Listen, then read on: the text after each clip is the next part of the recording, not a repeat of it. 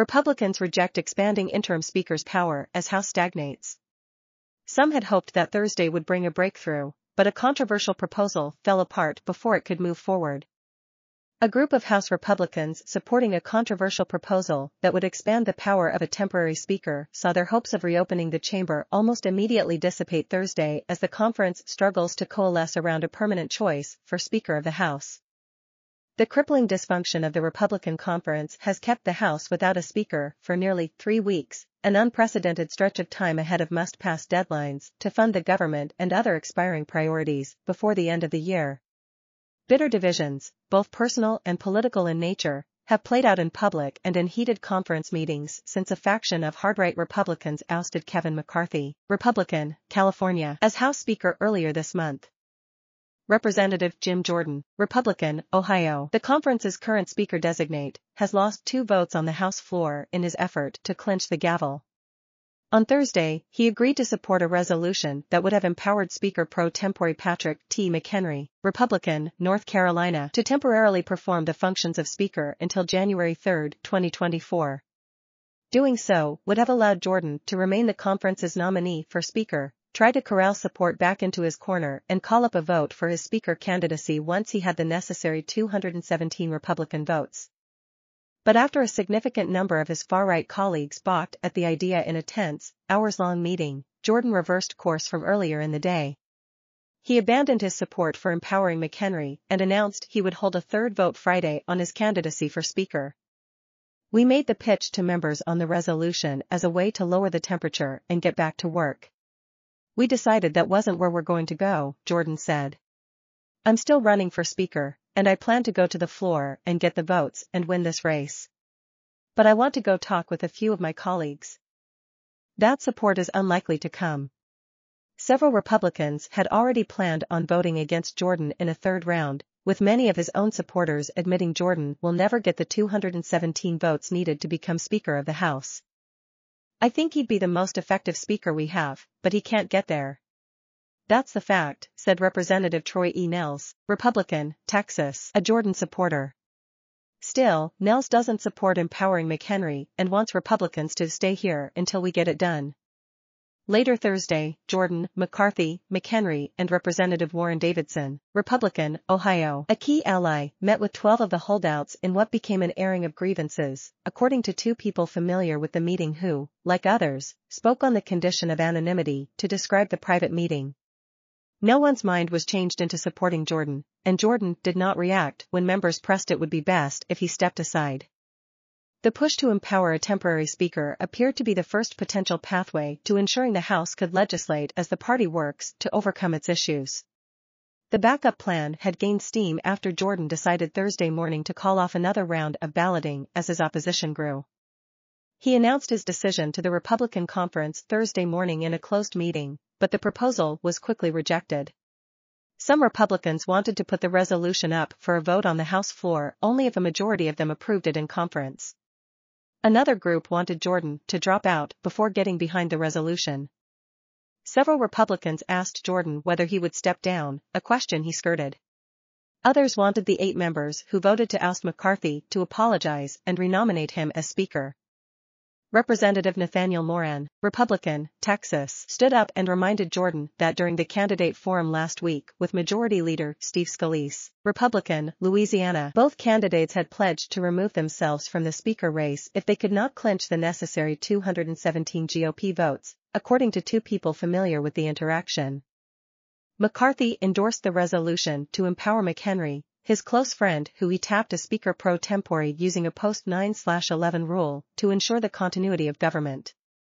But he was pressed by Representative Tony Gonzalez, Republican, Texas, about whether Jordan should be a statesman like him and Scalise, 2 Republican leaders who stepped aside when they realized they did not have enough support to continue running for Speaker.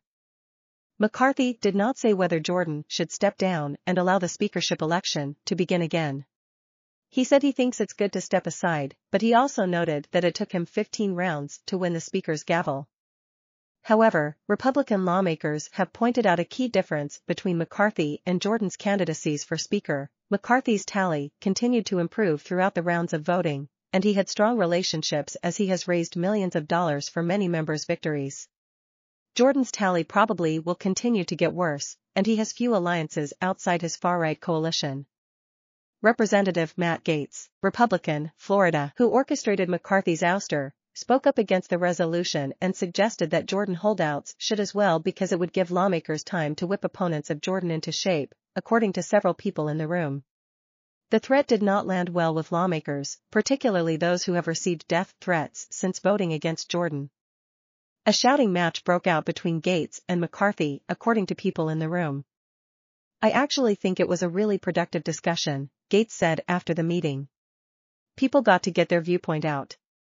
And what I'm really happy about is that this did not end with a desire to have Speaker light or a ratified Speaker pro tem." After almost 4 hours behind closed doors, Jordan declared that Republicans would not vote on the resolution and the House would vote for a third time on his candidacy for Speaker. In his current role, McHenry only has the power to oversee speakership elections. But there is bipartisan desire to provide aid and other support to Israel in its war with Hamas, as well as address government funding which runs out in mid-November. "We need to, frankly, get our ST together to fight those issues," Representative Greg Murphy, Republican, North Carolina, said. By supporting the resolution, Jordan and his allies would be given the time to continue building support for his speakership bid.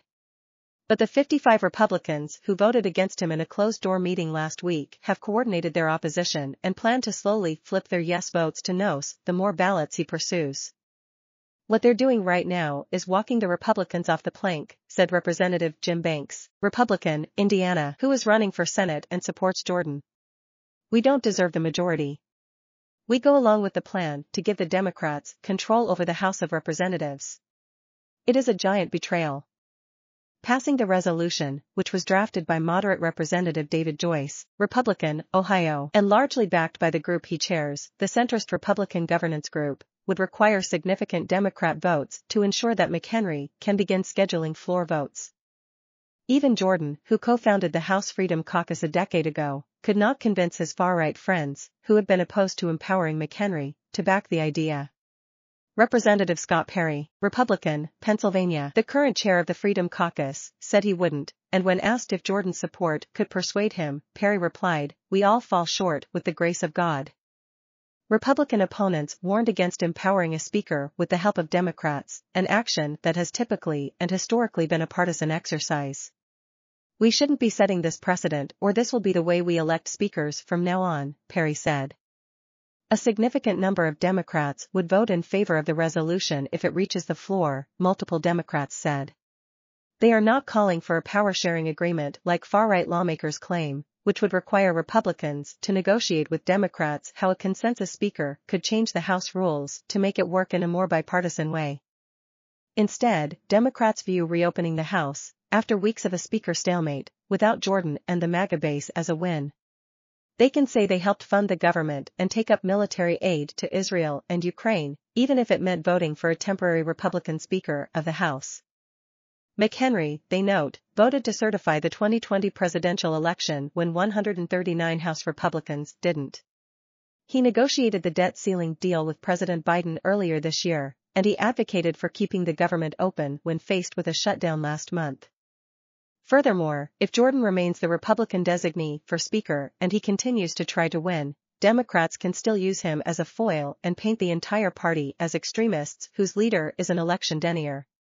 Jordan is a key ally to former President Donald Trump and his effort to overturn the 2020 election. He also rejected a subpoena from the congressional panel tasked with investigating the January 6, 2021, insurrection at the U.S. Capitol. Representative John Rutherford, Republican, Florida, who has pledged to continue voting against Jordan, had hoped that Jordan would do the honorable thing and step down as the Republican Speaker designee amid this stalemate. "Look," Rutherford said. "Steve Scalise beat him in a head-to-head race in the conference, and he refused to accept the outcome of that race. He broke the rules, didn't follow the majority vote, and now he wants us to." Paul Kane, Mariana Alfaro, and Theodoric Meyer contributed to this report. Israel-Gaza War Live Updates. World is at an inflection point in history, Biden says in rare Oval Office speech. President Biden delivered an Oval Office speech urging Americans to stand by Israel and Ukraine as he made the case for billions in aid to both countries and warned that the world was at an inflection point in history.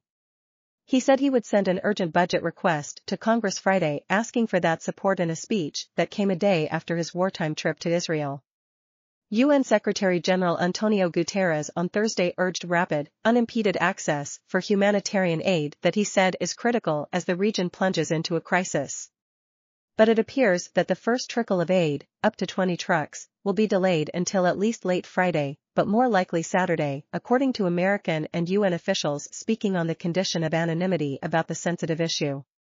The UN has said at least 100 trucks a day are needed to sustain more than 2 million Palestinians inside Gaza who have been without supplies of water, food, fuel and electricity for more than a week. Here's what to know. Biden made a moral argument Thursday night about the U.S. role in the world, framing the support of the two countries at war as a defense of democracy. The immediate political question for Biden is whether he can sustain public support for aiding both Israel and Ukraine as Republicans grow increasingly wary of sending additional help to the front lines of the grinding war in Eastern Europe. Adrienne Watson, spokeswoman for the National Security Council, said the U.S. government assessed that Israel was not responsible for the Gaza hospital blast, citing intelligence and open-source footage of the strike.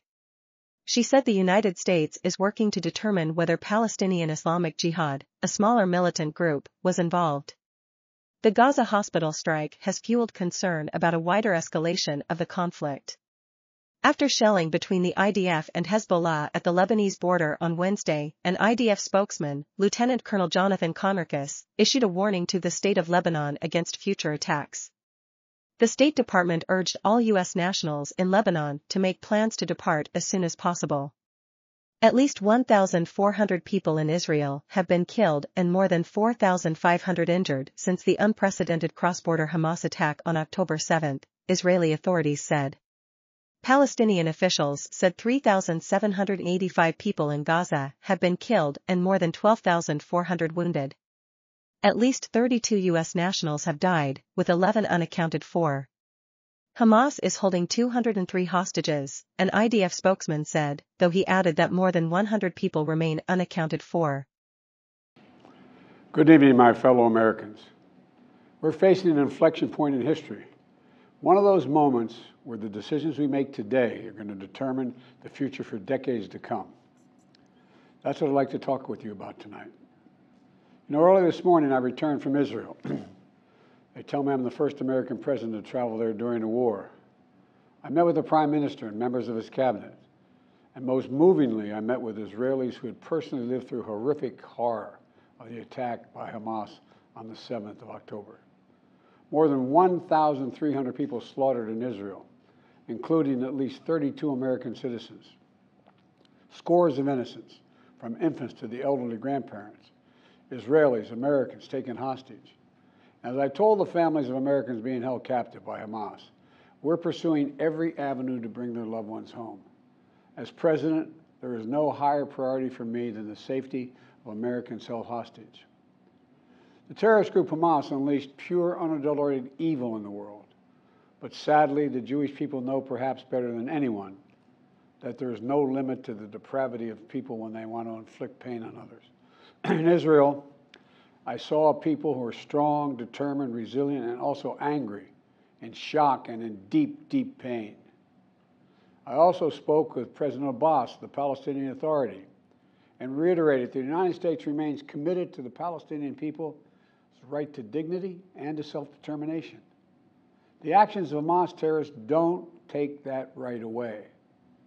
Like so many other, I'm heartbroken by the tragic loss of Palestinian life, including the explosion at the hospital in Gaza, which was not done by the Israelis. We mourn every innocent life lost. We can't ignore the humanity of innocent Palestinians who only want to live in peace and have an opportunity. You know, the assault on Israel echoes nearly 20 months of war, tragedy, and brutality inflicted on the people of Ukraine, people that were very badly hurt since Putin launched his all-out invasion. We've not forgotten the mass graves, the bodies found bearing signs of torture, rape used as a weapon by the Russians, and thousands of Ukrainian children forcibly taken into Russia, stolen from their parents. It's sick. Hamas and Putin represent different threats, but they share this in common. They both want to completely annihilate a neighboring democracy, completely annihilate it. Hamas' stated purpose for existing is the destruction of the state of Israel and the murder of Jewish people. Hamas does not represent the Palestinian people. Hamas uses Palestinian civilians as human shields, and innocent Palestinian families are suffering greatly because of them. Meanwhile, Putin denies Ukraine has or ever had real statehood. He claims the Soviet Union created Ukraine. And just 2 weeks ago, he told the world that if the United States and our allies withdraw, and if the United States withdraw, our allies will as well, military support for Ukraine would have, quote, a week left to live, but we're not withdrawing. I know these conflicts can seem far away, and it's natural to ask, why does this matter to America? So let me share with you why making sure Israel and Ukraine succeed is vital for America's national security. You know, history has taught us that when terrorists don't pay a price for their terror, when dictators don't pay a price for their aggression, they cause more chaos and death and more destruction. They keep going, and the cost and the threats to America and the world keep rising. So if we don't stop Putin's appetite for power and control in Ukraine, he won't limit himself just to Ukraine. Putin's already threatened to remind Poland that their Western land was a gift from Russia. One of his top advisors, a former president of Russia, has called Estonia, Latvia, and Lithuania Russia's Baltic provinces. These are all NATO allies. For 75 years, NATO has kept peace in Europe and has been the cornerstone of American security. And if Putin attacks a NATO ally, we will defend every inch of NATO which the treaty requires and calls for. We'll have something that we do not seek. Make it clear, we do not seek. We do not seek to have American troops fighting in Russia or fighting against Russia. Beyond Europe, we know that our allies, and maybe most importantly our adversaries and competitors, are watching. They're watching our response in Ukraine as well. And if we walk away and let Putin erase Ukraine's independence, would-be aggressors around the world would be emboldened to try the same. The risk of conflict and chaos could spread in other parts of the world, in the Indo-Pacific, in the Middle East, especially in the Middle East. Iran is supporting Russia in Ukraine, and it's supporting Hamas and other terrorist groups in the region, and will continue to hold them accountable, I might add. The United States and our partners across the region are working to build a better future for the Middle East. One where the Middle East is more stable, better connected to its neighbors, and through innovative projects like the India-Middle East-Europe Rail Corridor that I announced this year at the summit of the world's biggest economies. More predictable markets, more employment, less rage, less grievances, less war when connected. It benefits the people who would benefit the people of the Middle East and would benefit us. American leadership is what holds the world together. American alliances are what keep us, America, safe. American values are what make us a partner that other nations want to work with. To put all that at risk, if we walk away from Ukraine, if we turn our backs on Israel, it's just not worth it. That's why tomorrow I'm going to send to Congress an urgent budget request to fund America's national security needs, to support our critical partners, including Israel and Ukraine. It's a smart investment that's going to pay dividends for American security for generations. Help us keep American troops out of harm's way. Help us build a world that is safer, more peaceful, more prosperous for our children and grandchildren. In Israel, we must make sure that they have what they need to protect their people today and always. The security package I'm sending to Congress and asking Congress to do is an unprecedented commitment to Israel's security that will sharpen Israel's qualitative military edge, which we've committed to, the qualitative military edge. We're going to make sure Iron Dome continues to guard the skies over Israel. We're going to make sure other hostile actors in the region know that Israel is stronger than ever and prevent this conflict from spreading. Look, at the same time, President Netanyahu and I discussed again yesterday the critical need for Israel to operate by the laws of war That means protecting civilians in combat as best as they can. The people of Gaza urgently need food, water, and medicine. Yesterday, in discussions with the leaders of Israel and Egypt, I secured an agreement for the first shipment of humanitarian assistance from the United Nations to Palestinian civilians in Gaza. If Hamas does not divert or steal these shipments, we're going to provide an opening for sustained delivery of life-saving humanitarian assistance for the Palestinians. As I said in Israel, as hard as it is, we cannot give up on peace. We cannot give up on a two-state solution. Israel and Palestinians equally deserve to live in safety, dignity, and peace. You know, and here at home, we have to be honest with ourselves. In recent years, too much hate has given too much oxygen, fueling racism, the rise of anti-Semitism, and Islamophobia, right here in America. It's also intensified in the wake of recent events that led to the horrific threats and attacks that both shock us and break our hearts. On October 7th, terror attacks have triggered deep scars and terrible memories in the Jewish community. Today, Jewish families worried about being targeted in school, wearing symbols of their faith walking down the street, or going out about their daily lives.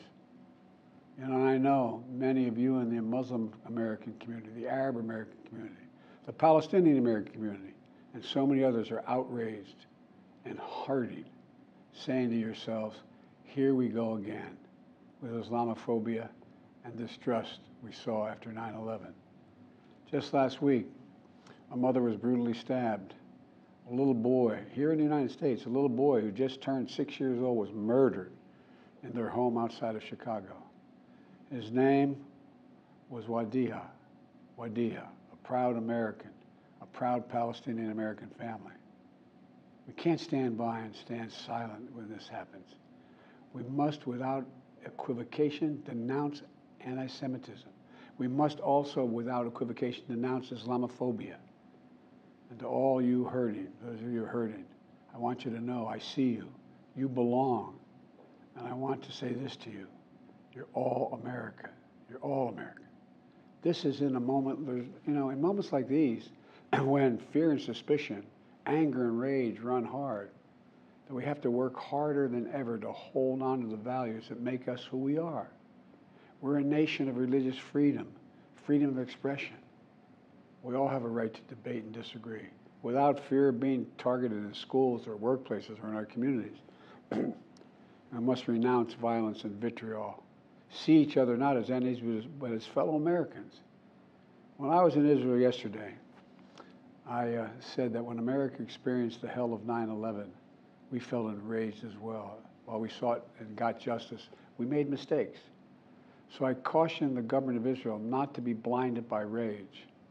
And here in America, let us not forget who we are. We reject all forms of hate, whether against Muslims, Jews, or anyone. That's what great nations do, and we are a great nation.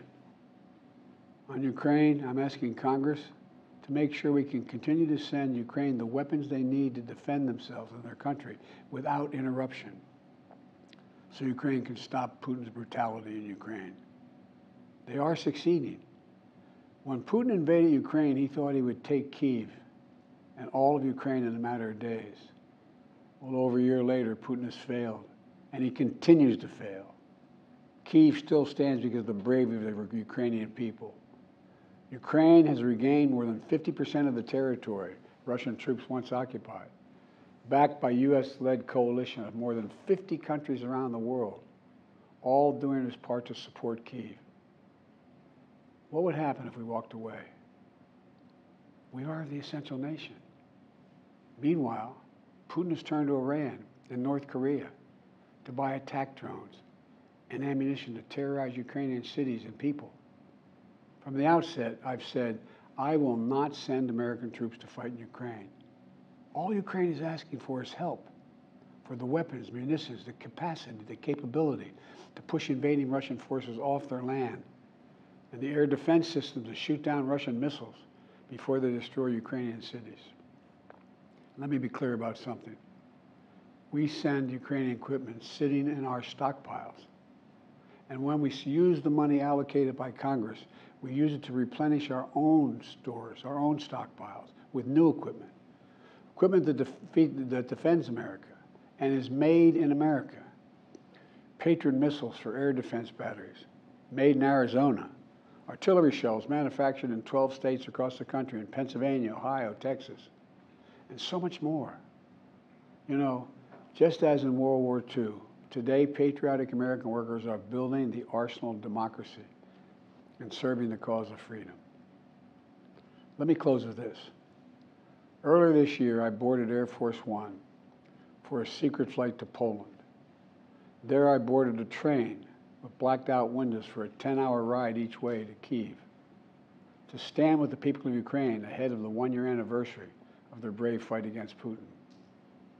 I'm told I was the first American to enter a war zone not controlled by the United States military since President Lincoln. With me was just a small group of security personnel and a few advisors. But when I exited that train and met President Zelensky, I didn't feel alone. I was bringing with me the idea of America, the promise of America, to the people who are today fighting for the same things we fought for 250 years ago: freedom, independence, self-determination. And as I walked through Kyiv with President Zelensky, with air raid sirens sounding in the distance, I felt something I've always believed, more strongly than ever before. America is a beacon to the world. Still. Whereas my friend Madeleine Albright said, the indispensable nation. Tonight there are innocent people all over the world who hope because of us, who believe in a better life because of us, who are desperate not to be forgotten by us, and are waiting for us. But time is of the essence. I know we have our divisions at home.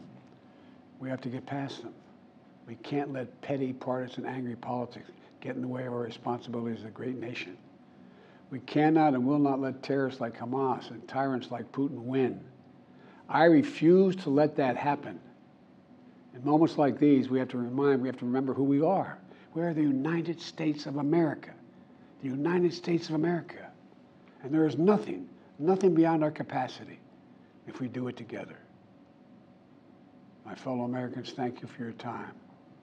May God bless you all, and may God protect our troops. How Congress could grant the temporary House Speaker more power. This was considered one of the last options by Republicans, but now it's their likely next step.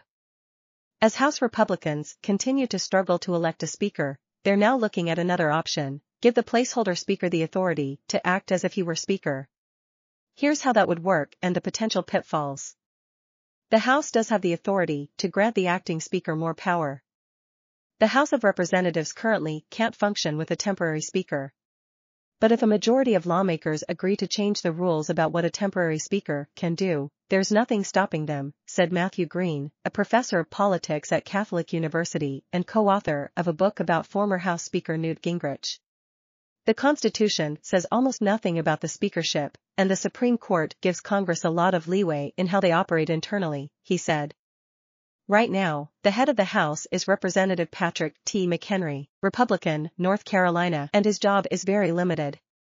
He can only preside over floor debate and voting about the election of a new Speaker, said Charles Johnson, a former parliamentarian for the House. McHenry's title is technically acting Speaker pro tempore. His position is temporary by the very name of it, said Ray Smock, a former historian for the House of Representatives.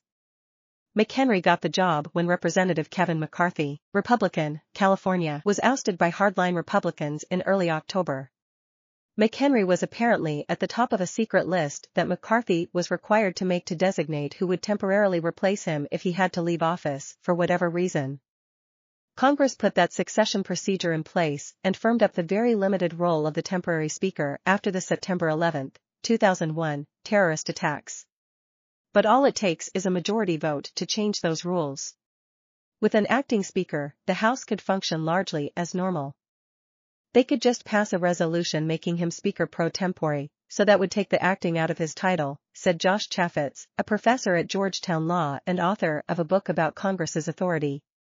And everybody agrees the House can do business under a Speaker pro tempore. McHenry could then bring legislation to the floor that many Republicans desperately want to vote on, such as aid for Israel and Ukraine, and a spending bill to avoid a looming government shutdown next month.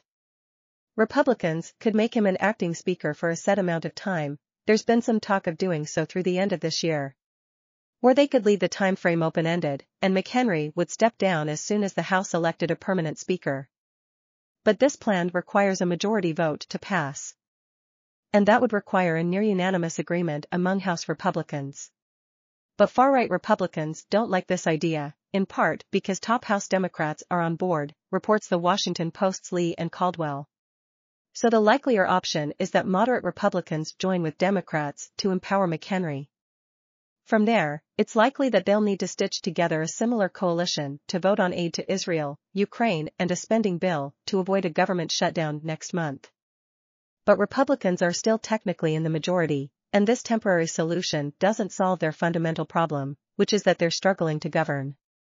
With nearly every contentious issue before the House this past year, including spending bills, avoiding a government default, and the current leadership vacuum, getting a majority vote among Republicans has been nearly impossible.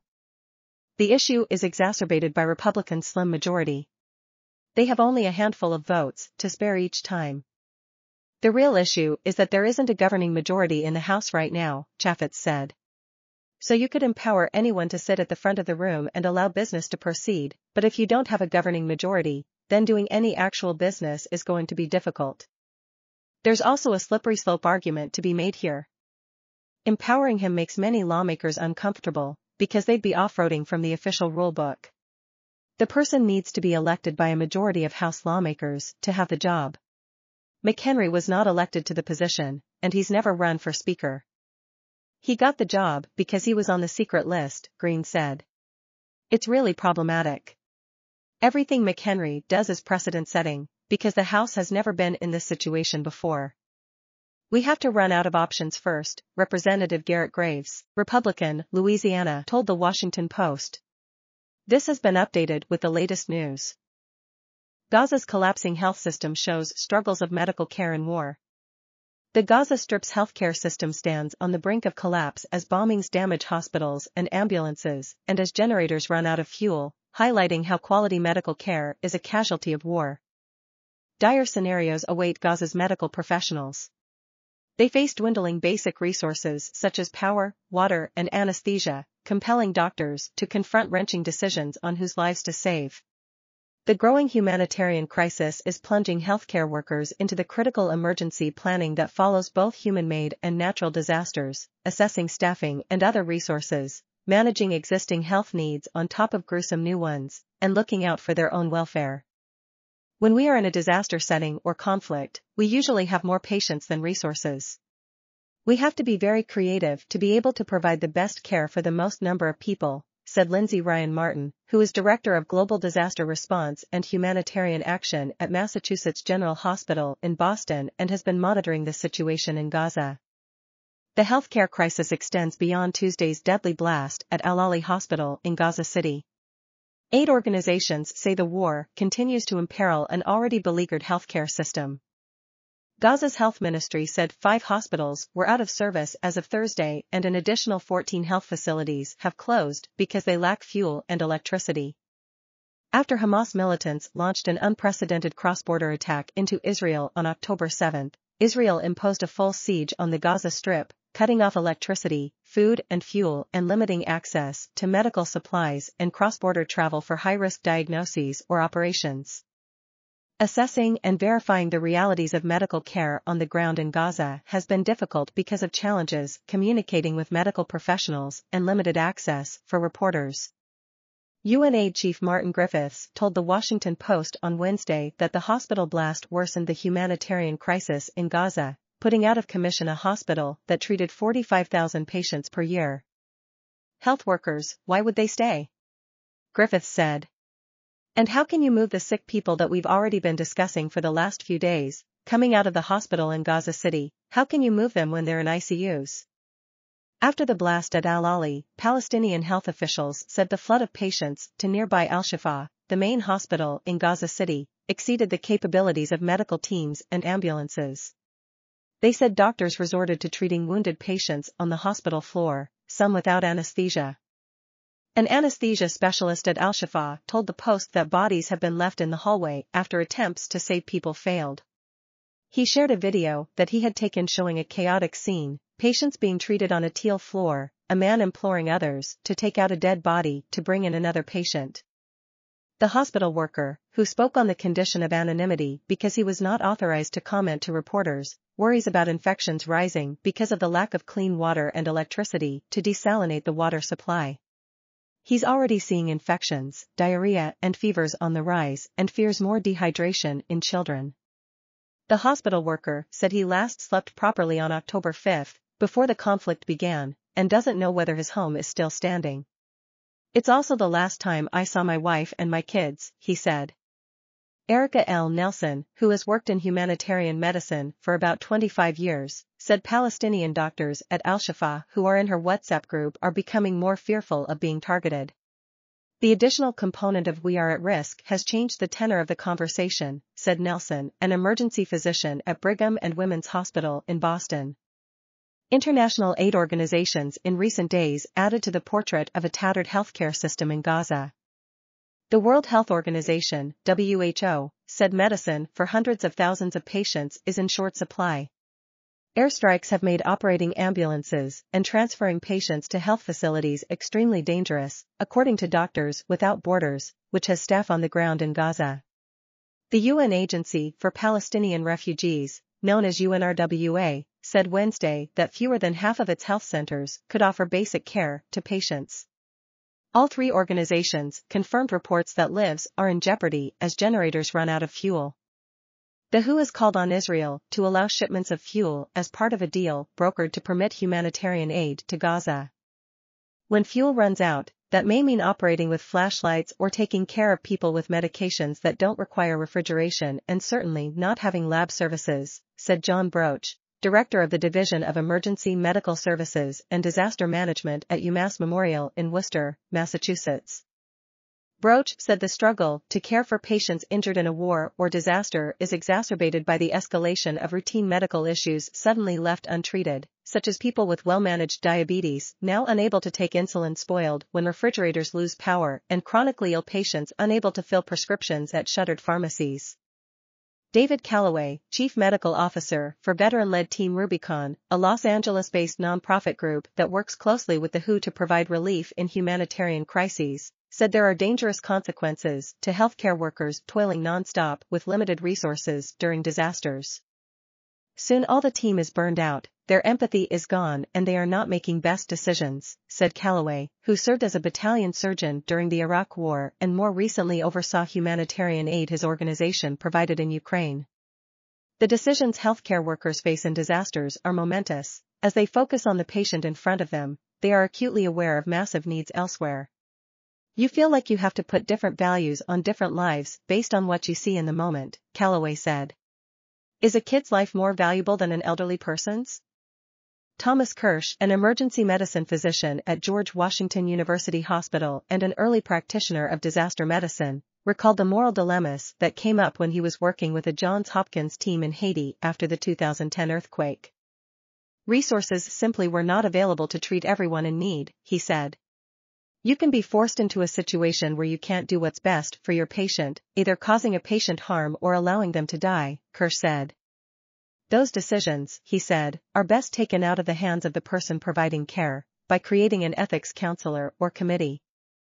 At the same time, disasters force providers to come up with systematic ways to tailor the care they are able to provide. Can you scrub without soap? Reuse sterile drapes? Boil water on a stove? Kirsch said. Some superficial surgical procedures can be performed without anesthesia, Kirsch said, evoking images of Civil War-era operations. But you can't operate on the heart, the lungs, the abdomen, he said. Paul Spiegel, director of the Center for Humanitarian Health at the Johns Hopkins Bloomberg School of Public Health, says doctors in conflict zones operate in ways they were never trained to do. As a young general practitioner caring for severely mutilated patients during the Rwandan genocide, Spiegel said he followed instructions the best he could, amputating fingers and addressing other grisly wounds despite having no specialized training in those procedures. "You have no choice," he said. "You tell yourself you'll probably do it better than a layperson." The healthcare system in the Gaza Strip, which has been under Israeli blockade for 16 years, already struggled before the war. The Israeli civil administration controls the entry and exit of all patients and goods, which can restrict care. Recent attacks that damaged medical infrastructure are reminiscent of conflict in 2014, when 24 medical facilities were damaged and more than 15 health workers were killed in a 50-day Israeli offensive in Gaza. Experts say war leaves lasting scars on healthcare systems as officials face the daunting task of rebuilding facilities and rebuilding trust in patients afraid to seek care after places of healing turned into danger zones. For months, years afterward, this community is still going to have a disrupted healthcare system, said Rohini Har, a medical advisor at Physicians for Human Rights who has researched the aftermath of war on healthcare systems. "The folks in a community that are attacked are going to be experiencing this attack for years after." Dadout reported from Beirut. Claire Parker in Cairo, Kyle Rempfer in Washington, Louisa Lovelock in London and Miriam Berger in Jerusalem contributed to this report. U.S. troops in Middle East face repeated drone attacks amid Gaza war. A Navy destroyer in the Red Sea also took down a salvo of cruise missiles and drones launched toward Israel from Yemen, the Pentagon said. U.S. forces in the Middle East have come under threat by attack drones at least 5 times in 3 days and on Thursday intercepted numerous weapons launched by militants in Yemen, the Pentagon said, a new development amid fears that the war between Israel and Hamas could engulf the surrounding region. The incidents have involved U.S. troops in Iraq and Syria and aboard a Navy destroyer in the Red Sea, said Brig General Patrick Ryder, a Pentagon spokesman. Speaking at a news conference, he said the spate of action entailed 3 attack drones targeting U.S. military positions in Iraq on Tuesday, 2 drones zeroing in on a garrison in Syria on Wednesday, and the downing by personnel on the USS Carney of cruise missiles and drones launched by Iranian-backed fighters, possibly aimed at Israel. "Our defensive response was one that we would have taken for any similar threat in the region where we're able to do so against our interests, personnel and partners," Ryder said. Coalition personnel suffered what Ryder said were minor injuries in the attacks targeting Iraq and Syria. In a separate incident, U.S. personnel took shelter at Ain al-Assad Air Base in western Iraq on Wednesday after an early warning alert system sounded. "No drone struck the base then," Ryder said, but a contractor working on the base died after suffering cardiac arrest amid the commotion. Taken together, the burst of activity raised the specter of renewed hostility directed against U.S. personnel across the region as outrage swells over Israel's campaign of airstrikes and plans for a ground offensive in the Gaza Strip following the brutal cross-border attack by the militant group Hamas that left hundreds of civilians dead. In recent days, a range of Iranian-backed groups have called on members to target Israel's allies, including the United States, if they support Israel's war in Gaza. Those groups include both the Houthis in Yemen and militias in Iraq and Syria. Ryder described the attacks in Iraq and Syria this week as small-scale but concerning and dangerous.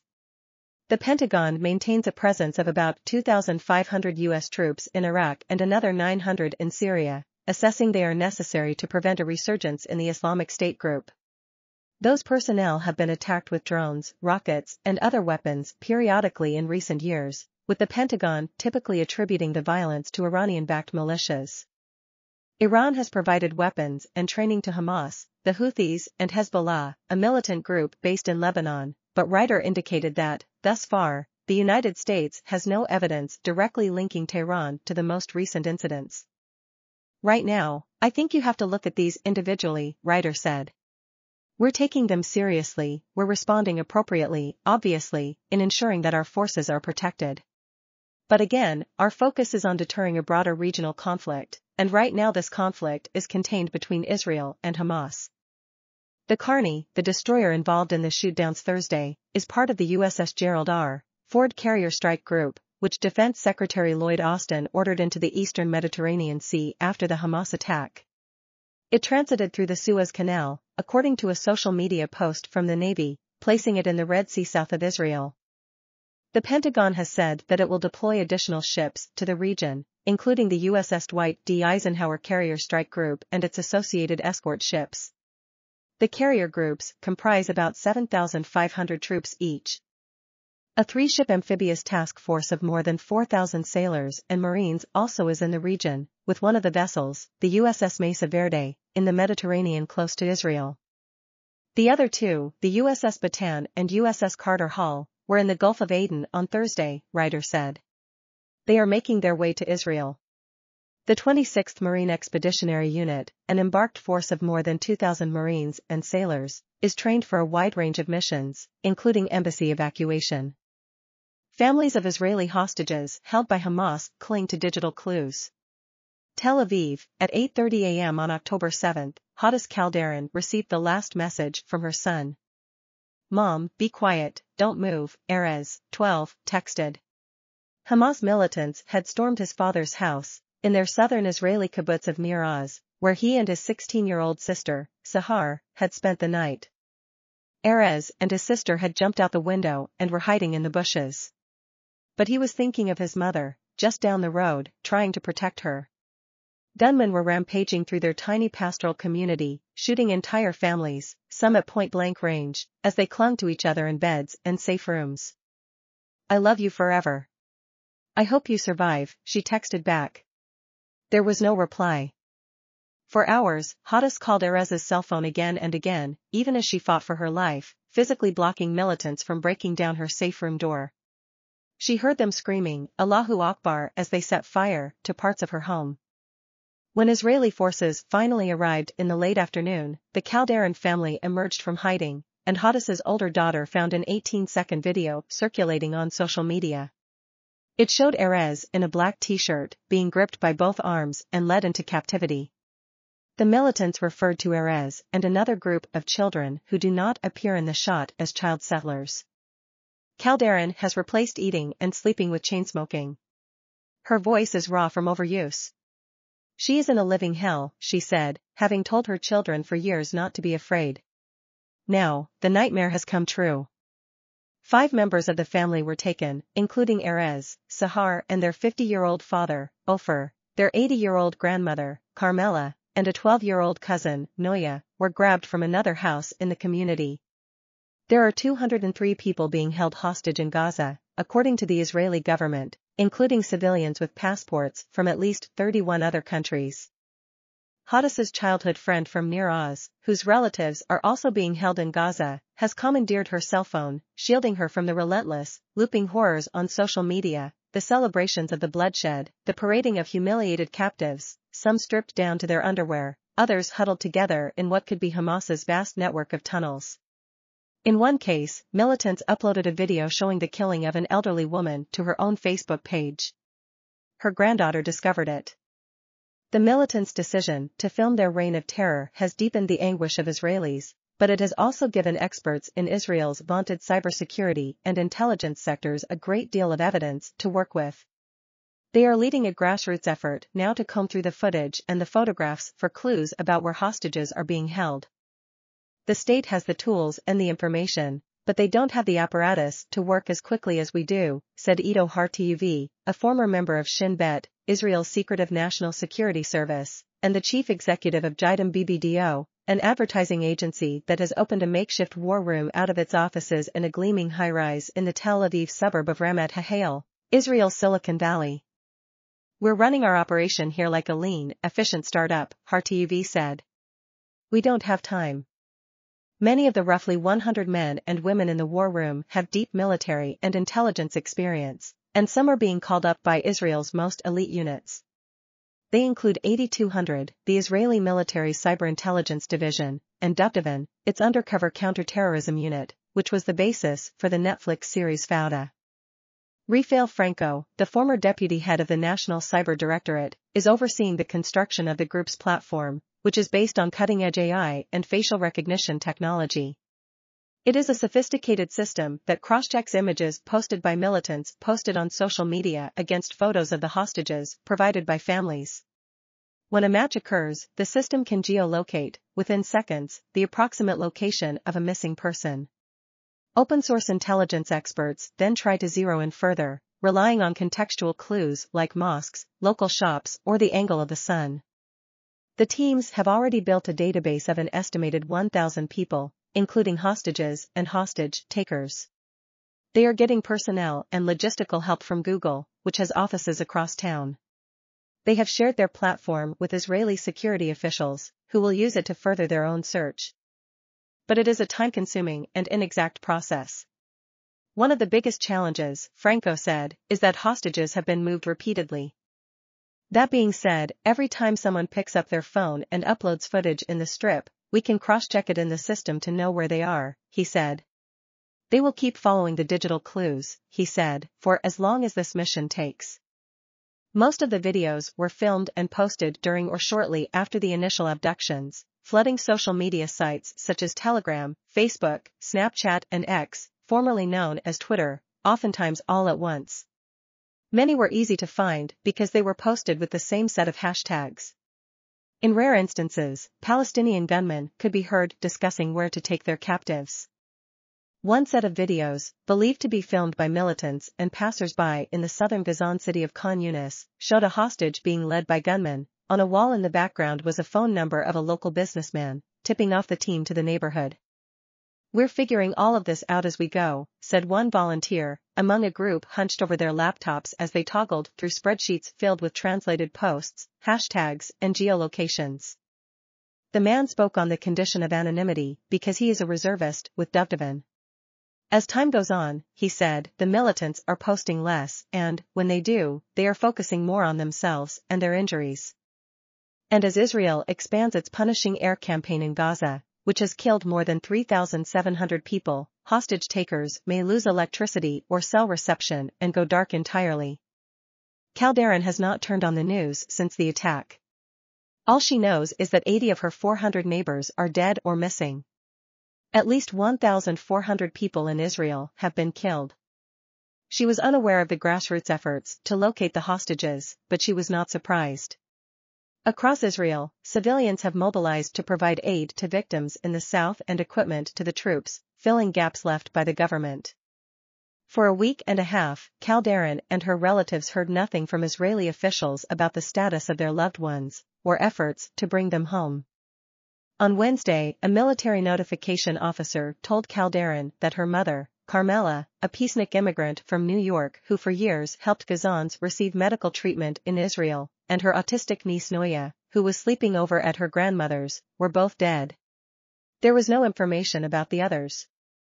Calderon and other relatives of hostages say have they experienced a double trauma, first left to fend for themselves when militants overran their communities, now left to navigate a deafening silence from their government.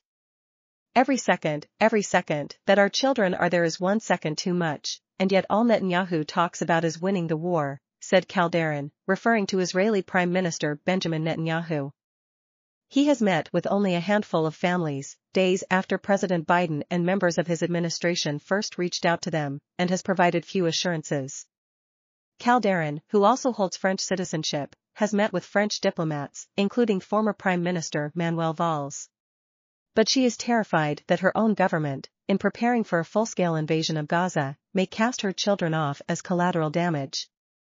"We are simple people, we are good citizens," she said. "We gave whatever we could to our country. It's the Israeli government that just forgot us." As Gaza crisis escalates, some experts fear a Hamas surprise. The terrorist group is known to have acquired underwater drones and other novel weapons. It hasn't used them yet.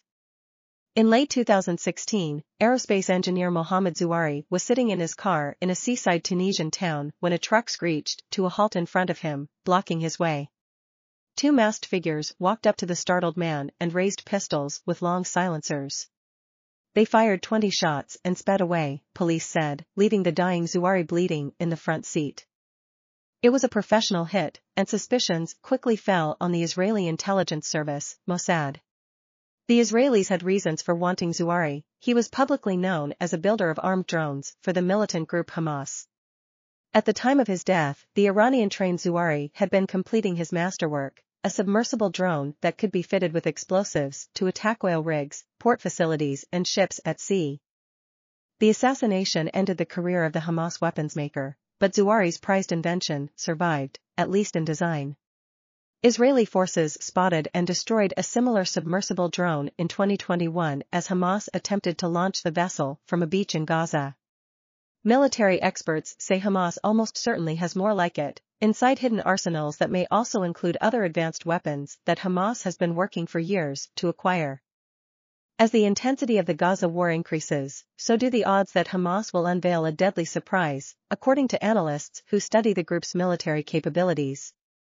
A day after the October 7 attack against Israel, Hamas announced that it had used 35 self-detonating drones, all of them based on Zuari's early weapons designs, in the assault they dubbed Operation Al-Aqsa Flood. The group's weaponeers also are known to have acquired technology for an array of new weapons, from powerful mines and roadside bombs to precision-guided munitions. Some were developed by Hamas engineers outside Gaza, in most cases with technical assistance from Iran. Most of the weapons used on October 7 had been seen before. But experts fear that Hamas may be holding a more technologically advanced arsenal in reserve, preferring to deploy those weapons as a response to an Israeli ground assault that its leaders surely knew would be coming. It is quite likely that Hamas has capabilities that we haven't seen yet, but might see later, said Fabian Hinz, a missiles expert and defense analyst at the International Institute for Strategic Studies, a British think tank. If Hamas follows the same playbook as its ally Hezbollah, the Iranian-backed group militant that went to war with Israel in 2006, it may seek to draw in Israeli forces and then strike unexpectedly, perhaps against targets far from the front line, Hinz said. The idea is to get to a higher level of escalation, he said, and then pull the rabbit out of the hat. An official with the Israel Defense Forces declined to speculate about weapons that might be deployed against Israelis in a ground offense in Gaza, saying only, "We have protective systems." Hezbollah's startling new capability in the 2006 war was an anti-ship missile. Israeli intelligence agencies had seen no evidence that Hezbollah was capable of striking naval vessels miles off the coast until July 12 of that year when, in the early hours of intense fighting, a Hezbollah missile struck the INS Hanat, the flagship of the Israeli Navy, killing 4 crew members. If Hamas is planning a similar surprise, it could well be an undersea drone similar to the one that Zuari was developing for Hamas more than 7 years ago, according to Hinz and other analysts. Or it could be a large missile equipped with a precision guidance system, potentially enabling the group to accurately strike vital infrastructure or military bases many miles away. So far, the thousands of Hamas rockets and missiles fired into Israel have lacked sophisticated guidance packages, Israeli officials say, even though the militant group is believed by many experts to have acquired essential technology from Iran or Hezbollah years ago. Israeli ground troops and vehicles, meanwhile, could encounter more powerful variations of the deadly roadside bombs Iran-backed groups have been working for nearly 2 decades to perfect. Earlier this year, leaked U.S. intelligence reports described how Iranian experts were coaching Syria-based militants on crafting an armor-piercing bomb that could slice the steel plating of a battle tank from 75 feet away. Israel has invested in heavy armor for their vehicles, but if you have a 500 or 1,000-pound buried bomb in the road that can flip an armored vehicle or lift a tank off the ground, said Michael Eisenstadt, Director of Military and Security Studies at the Washington Institute for Near East Policy. That's not to mention the impact of the blast wave on the crew, even if they survive. The powerful bomb, described in U.S. intelligence reports, was an explosively formed penetrator, or EFP, a more potent version of the improvised explosive devices used by Iranian-backed insurgents in dozens of lethal attacks against American military convoys during the U.S. occupation of Iraq. A document that was part of the trove of classified materials leaked on the messaging platform Discord said Iran's elite Quds Force unit was overseeing testing of one such explosive, which reportedly ripped through a tank in a successful trial run conducted in late January in Dumair, east of Damascus, the Syrian capital. An apparent attempt to use such devices against U.S. forces in Syria was apparently thwarted in late February when 3 bombs were seized by U.S. allied Kurdish fighters. Hamas's enhanced capabilities across a range of weapons systems stem largely from the support provided by Iran, said current and former U.S. intelligence officials. While there is no hard evidence so far that Tehran directed or approved the October 7 attacks, Iranian officials are known to have provided high-tech training and know-how to Hamas and its allies as part of the estimated $100 million in military support given to Palestinian groups. Iran has for years provided prototypes for rockets, missiles, and drones used by Hamas and Palestinian Islamic Jihad, a smaller Gaza-based faction that has joined Hamas in battling Israelis. It also helped Hezbollah field tens of thousands of rockets and missiles, many equipped with guidance systems that should allow them to accurately hit distant targets. Similar weapons helped Iranian-backed Houthis rebels in Yemen score direct hits on oil refineries and civilian airports in Saudi Arabia in recent years.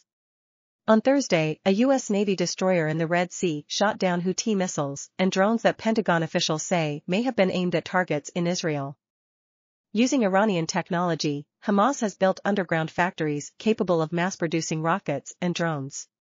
Key components, such as explosives and electronic circuitry, is smuggled into the enclave through tunnels or dropped off the Gazan coast by boat, U.S. and Israeli officials say. While smuggling relatively large objects such as missiles is difficult, the components needed to convert dumb rockets into guided precision weapons are small, according to Hinz, one of several analysts who assess that Hamas probably has such weapons. You wouldn't even need a backpack to smuggle in the components. You could put them in a fancy handbag, he said. Building an underwater drone is a greater challenge, but Hamas has shown itself to be technologically up to the task. The basic design was worked out years ago by Zuari, the aerospace engineer who worked for Hamas inside Gaza before returning to his hometown of Sfax, on the Tunisian coast, to build the prototype. The prospect of drones streaking through the coastal waters to blow up Israeli ports and ships appears to have frightened Israeli officials into taking action. No group claimed responsibility for dispatching the team of assassins that killed the engineer just out steps from his house in 2016. But Israeli officials did not refute Hamas claims linking the killing to Mossad. Asked by Israeli reporters to comment about the incident, Avigdor Lieberman, the country's defense minister at the time, said Israel would do whatever was necessary to protect our interests. 2 Bosnian nationals were later arrested in connection with the crime, although courts have so far refused Tunisia's request for the suspects' extradition. The discovery by Israeli forces of a Hamas underwater drone in 2021 proved that work on the project has continued. The vessel, destroyed by Israeli warplane as it was being launched from a Gaza beach, was capable of carrying about 66 pounds of high explosives, an IDF spokesman said. Such discoveries have challenged the notion among some Israelis that their superior technology will keep them safe. Early investigations into the Israeli intelligence failures on October 7 suggest that Israelis were lulled in false sense of security because of their belief that the Hamas threat had been largely contained by an elaborate defensive network of border walls, electronic sensors, and anti-missile systems such as the Iron Dome. Yet, Hamas managed to catch the country's vaunted defense and military agencies off guard. This is the asymmetrical warfare of the 21st century, said Lenny Ben-David, a former deputy chief of mission for the Israeli embassy in Washington and an author of several reports on Hamas and its military capabilities. What we've learned is that we will continue to be surprised by things. A previous version of this article misstated the name for the International Institute for Strategic Studies. The article has been corrected.